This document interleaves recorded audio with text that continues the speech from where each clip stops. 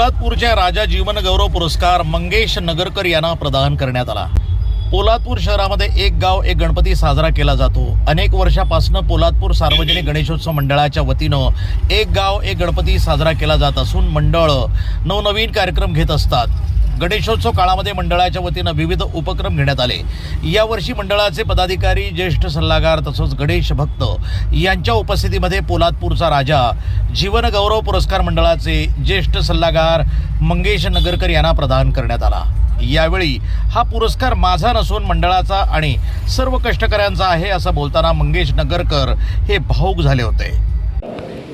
अतिशय वजन वाटायला लागलं तेव्हा काही वाटलं नाही, कारण तेव्हा हा एकच ध्येय। त्या कमिटीला मी धन्यवाद देतो। अशा पद्धतीचे पुरस्कार आपण प्रदान केले। अनेक तऱ्हेचे नवीन उपक्रम, कालचं प्रदर्शन झालं।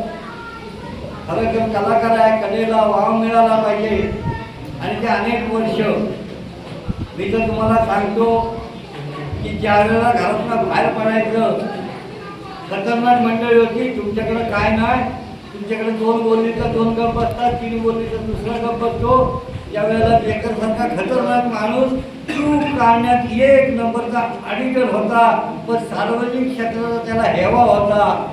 किंवा शेखसारख्या मंडळी चांगली जाणकार मंडळी होती, पण त्या वेळेला खऱ्या अर्थाने अभय बुटाला, प्रसन्न पालांडे, दीपक उतेकर घरातनं निघालो तर दीपक उतेकर पोटाला धरून आमच्याबरोबर यायचा, विश्वनाथ यायचा। अशा तऱ्हेने त्या वेळेपासून दीपक उतेकरचं काम आहे। त्यामुळे कधी कधी बोलला तर त्याचा तो त्याग असतो।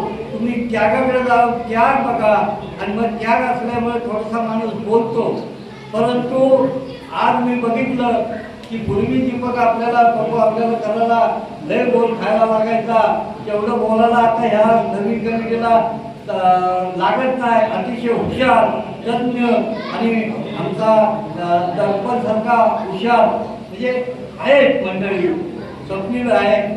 अनेक तरी जसे आम्ही म्हणायचं पप्पूची आणि दीपकची जोडी, त्याला समाबरोबर असला की यायची गोडी, अशा पद्धतीची आमची मैत्री असायची। आमचा ग्रुप वेगळा, त्यांचा ग्रुप वेगळा, पण सार्वजनिक क्षेत्र म्हटलं की सगळे एका ठिकाणी तुटून पडायचे।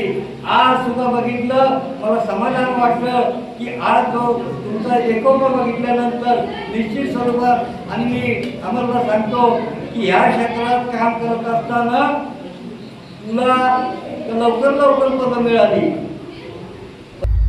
NTV news Marathi.